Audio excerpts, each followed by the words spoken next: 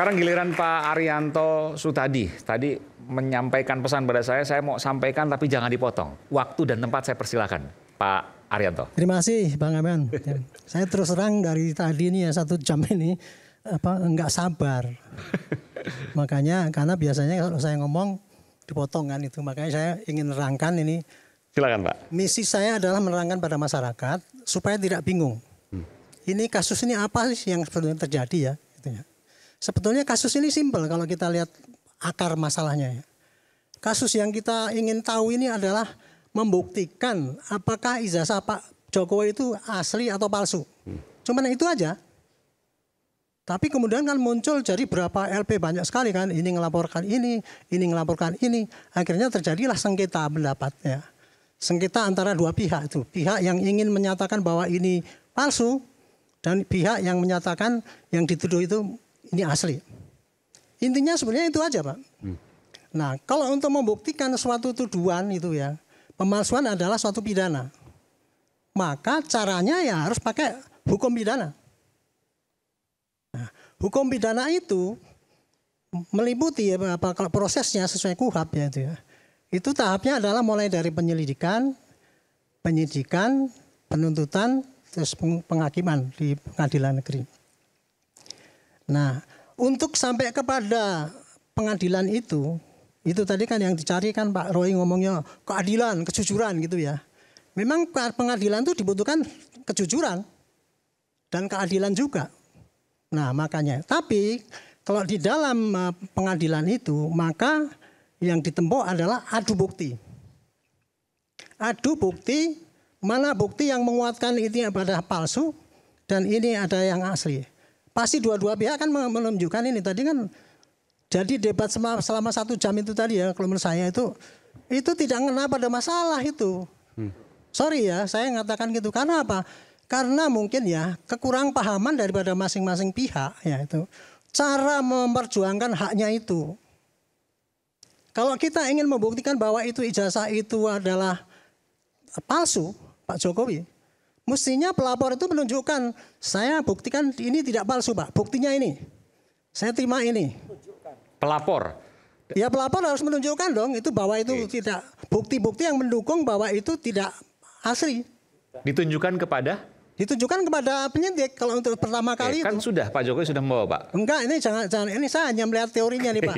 Oke, baik. Itu kan yang selama ini yang itu kan cuma di setting sehingga itu terjadi benturan-benturan. Jadi gini ya. Masing-masing pihak itu mestinya mengumpulkan bukti-bukti. Ya. Dibawa ke persidangan. Pertama adalah kepada penyidik. Tetapi yang terjadi sekarang kan enggak ini. Bukti-bukti daripada yang menuduh itu itu palsu kan disampaikan di media di mana-mana ini begini buktinya begini gitu kan. Itu kan? Nah, makanya itu akibatnya ya itu tadi seperti tadi cerita tadi. Ini yang disasarkan adalah ijazah palsu. Tapi tadi yang disasar kan tesisnya yang palsu, tidak benar, dosen yang diganti-ganti katanya menuduh bahwa itu dosennya dirubah karena dibantu oleh UGM untuk ini. Itu kan hanya asumsi kan, tidak ada bukti yang nyata. Baru karena di dalam laman itu berubah, wah berarti ini UGM membantu Pak Jokowi. Seakan-akan kan gitu timbul prasangka yang kayak gitu kan itu. Ini akibatnya sehingga kasus ini jadi berlarut-larut panjang karena menimbulkan sangkaan-sangkaan yang terbang di mana-mana itu. Mestinya bukti-bukti ini tadi ya, kumpulkan itu. Catat dalam satu banyak itu, sampaikan kepada penyidik, jebret gitu. Sama juga yang dari pihak yang pelapor. Yang dituduh, pasti dia akan mengatakan ini buktinya begini. Ya, kalau saya boleh rinci ya, kalau penyidik itu nanti ya akan melihat. Dia apakah ini asli apa tidak? Pasti dia akan lihat ijazahnya Pak Jokowi itu apa? Ijazah analog kan, itu kan bikinnya bukan digital. Dia pasti teori pembuktian yang untuk analog dulu. Contohnya ya untuk membuktikan ijazah itu asli apa tidak, itu pasti akan tanya pada sumbernya. Apakah ini begini? Kemudian untuk dalam apakah Pak Jokowi dulu tahun ini pernah menjadi mahasiswa? Dilihat di daftarnya di sana. Kemudian ditambah lagi dengan teman-temannya, apakah masih ada buktinya temannya? Ada. Foto-foto waktu itu masih ada apa tidak? Terus kemudian dosen-dosen ini kenal apa tidak dan sebagainya, itu dikumpulkan semua oleh penyidik itu untuk membuktikan dari bahwa ini ijazah ini asli gitu kan. Nah, sementara tadi yang diduga bahwa ini tesisnya kok nggak ada anunya dan sebagainya itu kalau mau ditanya kembali, itu apa kaitannya dengan ijazah palsu? Kalau seandainya di dalam proses perguruan tinggi ya, belajar mengajar di situ, kemudian memang adalah mungkin tesisnya ada salah tulis dan sebagainya. Tapi kalau perguruan tinggi itu mengeluarkan ijazah yang asli, apakah itu dianggap itu ijazah palsu? Walaupun tumbuhnya dulu mungkin ada cacat hukum ya gitu ya. Tapi sepanjang itu dikeluarkan ijazah yang asli, ya itu kan asli. Makanya sumber daripada penyidikan itu ditujukan kepada bentuk ijazah ini dulu, ini asli apa tidak gitu. Untuk mendukung adalah apakah memang itu betul-betul asli dan memang betul-betul fair, sah. Nah ini bedanya ya. Ijazah yang asli dan sah gitu kan. Asli dikeluarkan oleh perguruan tinggi, tetapi mungkin ada cacatnya dulu, mungkin dia nggak ikut ujian atau apa dan sebagainya. Bisa jadi terjadi. Tapi kalau itu dijadikan bukti ya kepada hakim bahwa ini Pak Jokowi ini ijazahnya ini katanya dosen asli, tetapi dia nggak lulus tesisnya ini. Hakim ya nggak mau dong mengatakan itu. Pak Arianto, saya dari tadi dengar Mas Roy ingin menjawab Pak Arianto. Bersedia nggak? Boleh nggak Pak? Ya. Ada beberapa yang ingin Mas Roy. Ya, nanti dulu supaya saya selesaikan dulu, supaya duduk perkaranya itu jelas gitu. Saya hanya mengatakan ya Pak ini, pihak yang menuduhkan itu sebagai itu tidak asli harus menyampaikan bukti-bukti bahwa itu tidak asli. Kalau menuntut lewat perdata, bunyinya udah jelas ada undang-undang. Siapa yang menuduhkan harus membuktikan kan gitu, itu kok perdata. Tapi kalau pidana, siapa yang menuduh itu kasihkan bukti. Bukti ini bahwa ini tidak asli. Biar diputus nanti hakim yang memutus. Itu bedanya. Gitu. Jadi ini gonjang-ganjing selama ini terjadi karena apa? Karena masing-masing ingin memaksakan kebenaran tuntutannya itu tidak dengan jalan yang tepat. Karena apa? Akhirnya ngomong ke mana-mana minta dukungan. Eksesnya itu sangat negatif. Menimbulkan kegaduhan ya. Kegaduhan. Satu lagi yang saya ingat peringatan. Saya barusan lihat dari YouTube tadi. Di luar negeri sana presiden ini bahwa inilah presiden Indonesia yang pakai ijazah palsu. Itu kan menghancurkan bangsa kita, Pak. Itu video-video kan seluruh dunia jadi Pak Jokowi kan terkenal itu misalkan gitu. Tapi disebut betapa memalukan dia. Kok memasukkan ijazah. Padahal kan belum tentu terbukti tuh. Itu eksesnya itu. Pak, saya ingin tanya proses di kepolisian, Pak. Ini kan sudah dibawa ijazah Pak Jokowi. Nanti akan dipaksa di lapor. Bagaimana proses selanjutnya? Kalau Bapak menerangkan nanti akan saya selesaikan dulu ya. Ya, silakan Pak. Itu tadi kan cara membuktikan ya. Kalau kita berurusan ke hukum mengenai pemalsuan ini dan kemudian apakah ini asli tapi kemudian dituduh itu mencemarkan, itu pakai penyidikan namanya. Penyidikannya kira-kira polisi nanti gini Pak. Misalkan terima laporan dari pihak siapa Pak yang nuduh ini tadi, yang tidak asli. Pak Yaakob dari pihak yang Pak duluan Jokowi. Mana? Gue enggak duluan saya dari penerimaan pelapor sana bahwa itu mengatakan tidak asli. Saya pengalaman penyidik ya Pak, penyidik dari bawah sampai atas saya. Dan saya yang bikin peraturan bagaimana caranya menyidik. Itu kalau membuktikan kayak gitu tuh pasti saya akan kumpulkan Pak data-data itu tadi. Yang dari UGM-nya dulu yang analog. Saksi-saksi yang tidak langsung pada penerbitan ijazah itu. Tetapi termasuk data tulisan yang ada di situ, foto-foto dan sebagainya. Semua itu ini. Termasuk yang terakhir kalau itu sudah positif gitu ya. Memang positif semua. Cari ijazah temannya Pak Jokowi. Diminta, dibandingkan. Disitulah. Sama enggak gitu? Iya, disitulah itu tadi pakai lapor Pak. Jadi saya dulu mengatakan untuk membuktikan ijazah Pak Jokowi itu asli atau palsu, tidak perlu pakai forensik. Tidak perlu pakai temannya saja gitu. Forensiknya adalah dipakai untuk membandingkan ijazah yang lain. Tapi tidak membandingkan. Karena kalau ijazah Pak Jokowi asli nggak bisa dibandingkan ini asli apa enggak. Kan cuma satu aslinya. Ya kan kalau memang itu asli. Jadi dibandingkan dengan ijazah yang lain, pakai itulah yang namanya lapor. Oke. Apakah banding apa tidak. Kalau bokeh ya berarti ini asli betul gitu. Itu kalau membuktikan yang asli ya. Nah sekarang kalau untuk membuktikan bahwa itu tidak asli ya, itu tadi apapun yang disampaikan oleh para pelapor tadi yang diomongkan sini-sini itu, oh dugaan apa jasanya nama OE saya U dan sebagainya itu, ya itu masukan supaya nanti dipertimbangkan oleh penyidik sebelum sampai ke hakim. Karena gini ya Pak, dalam proses penyidikan itu, penyidikan itu hanya untuk mencari barang bukti supaya lengkap, supaya membuat terangnya perkara. Dari terangnya perkara itu maka akan ditemukan tersangkanya. Nah sekarang kalau di dalam proses penyelidikan ini Pak, tuduhan ijazah itu palsu apa tidak, ada dua kemungkinannya. Oh ya ini memang palsu atau tidak. Kalau palsu berarti siapa yang memasukkan, ada kan tersangkanya. Berarti dari penyelidikan langsung naik ke penyidikan. Tetapi kalau kemudian si penyelidik itu tadi dilihat ditimbang-timbang semuanya dari pihak yang menuduhkan itu palsu, tidak ada bukti-bukti yang mendukung untuk bisa menangkis yang tadi untuk mempertahankan itu, pasti penyidik akan menghentikan penyelidikan, nggak sampai itu. Baik. Itu risiko yang harus dipikirkan itu gitu. Oke, resiko terhadap Mas Roy. Kurang lebih kayak gitu loh. Oke, terima kasih Pak Haryanto yang panjang lebar. Sebelum nanti ada sahabat saya juga itu Iya, Pak silakan. Ahmad Kosinudin. Saya hanya dua Pak. Jadi mohon semua orang tuh jangan kudet ya, Kurang update. Mas. kurang update. Oke. Bapak, laporan TPUA ke Bareskrim sudah detail. Udah masuk semua tadi yang dibicarakan, lengkap dengan bukti-bukti, itu satu. Yang kedua, kita nggak bicarakan tesis Pak.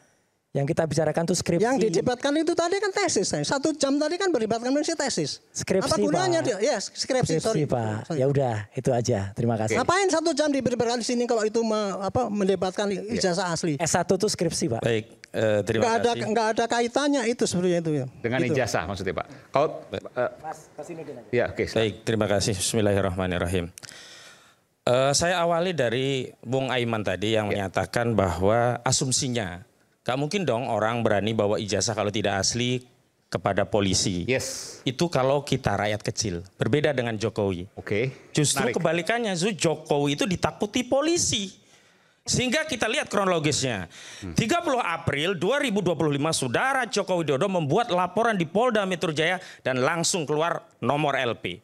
Sementara TPUA membuat laporan di Bareskrim Mabes Polri Desember 2024 tidak diterbitkan LP. Baru kemudian setelah ada proses di Polda Metro Jaya, baru kemudian ditindaklanjuti. Itu bukan diterbitkan LP, hanya tindak lanjut Dumas kepada laporan informasi yang pada 6 Mei 2025 salah satu klien kami Saudara Rizal Fadilah dipanggil diambil keterangan dalam kerangka klarifikasi terkait Dumas. Sekali lagi, Dumas bukan pro justisia berdasarkan LP. Ini bukti bahwa polisi lebih takut kepada Saudara Joko Widodo sehingga menindaklanjuti dengan cepat, sementara laporan dari TPUA tidak ditindaklanjuti. Supaya Itu clear, menindaklanjuti dengan cepat. Jadi laporannya gimana? Supaya laporan Saudara Joko Widodo 30 April langsung diterbitkan LP. Oke. 2025.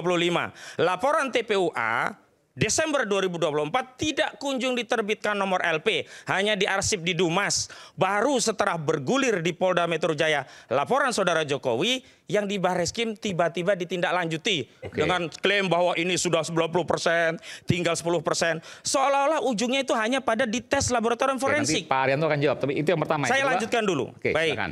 Selanjutnya, saya juga ingin mengkritik kinerja institusi Polri. Klien kami diperiksa ada yang dari jam 10 pagi sampai jam 11 malam. Bukan 2 jam, 10 pagi 11 malam. Kami tanya, ini kan aduan. Aduan itu delik yang sifatnya hanya bisa dijalankan kalau ada orang yang merasa tercemar. Ada beberapa yang dipertanyakan. Pertama, terlapornya siapa? Tidak dijawab oleh institusi Polda Metro Jaya. Sementara klien kami harus memberikan keterangan tentang sebuah peristiwa yang kalau terlapornya itu salah satunya adalah keluarga, tentu klien kami bisa menolak karena ini sama saja menjerumuskan keluarga, apalagi kalau terlapornya klien kami.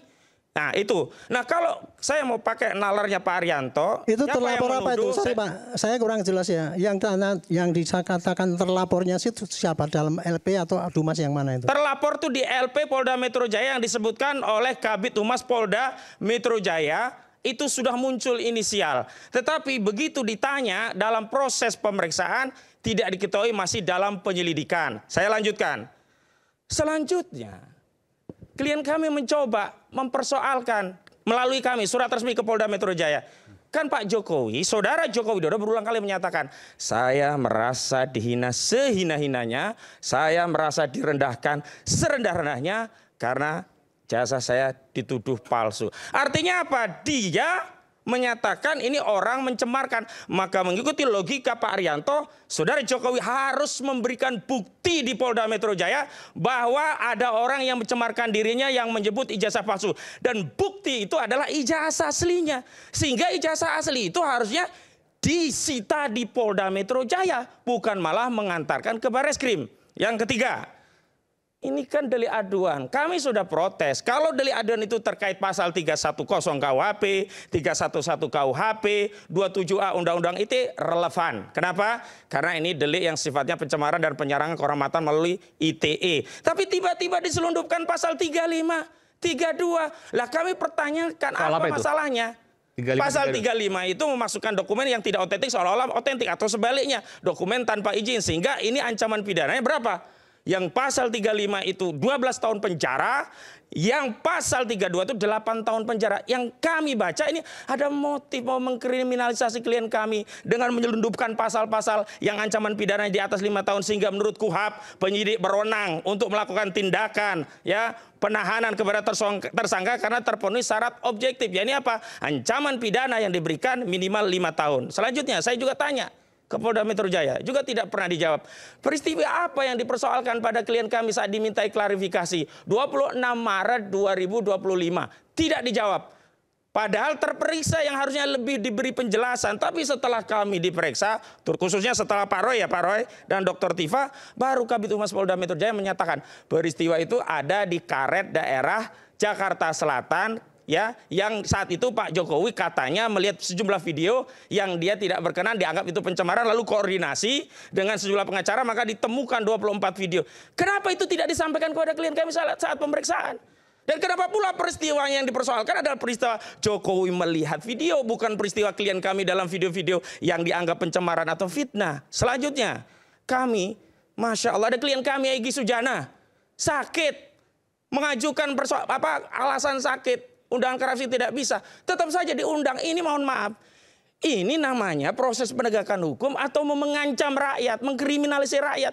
Kalau mau fair, adu argumentasi apakah ini asli atau tidak, oke, fokus kepada persoalan pencemaran dan fitnah 310 KUHP, 311 KUHP, termasuk 27A KUHP, Undang-Undang ITE. Itu pun sudah kami protes. Pasal 27A Undang-Undang ITE yang terbaru, Undang-Undang Nomor 1 Tahun 2024, ini merupakan perubahan kedua terhadap Undang-Undang ITE 19/2016, perubahan ke-1 dari Undang-Undang Nomor 11 2008. Itu sudah ada keputusan MK yang menyatakan 27A ini tidak bisa dijalankan kalau kritik itu disampaikan kepada orang yang punya jabatan dalam negara kita. Dan saudara Joko Widodo melalui Kepres 30 2025 adalah penasehat Dewan Danantara. Kenapa masih dipaksakan pasal-pasal ini? Kalau ini masih oke lah. Yang selundupan itu pasal 35 dan 32. Kenapa masuk? Nah oke, katakanlah alasannya ini ada delik aduan juga delik umum masuk. Kalau ada delik umum, kenapa nunggu laporan saudara Joko Widodo? Kenapa pasal 35 dan 32 itu tidak ditindak? Berarti ada pembiaran dari aparat penegak hukum. Sebab kalau pasal ini deliknya bukan delik aduan, justru polisi yang harus segera bertindak. Kenapa harus ada saudara Sandi sekarang ikut jadi laporan? Kan ini banyak korban yang lainnya. Ini semua sumber kegaduhan itu hanya satu, saudara Joko Widodo. Saya punya pengalaman.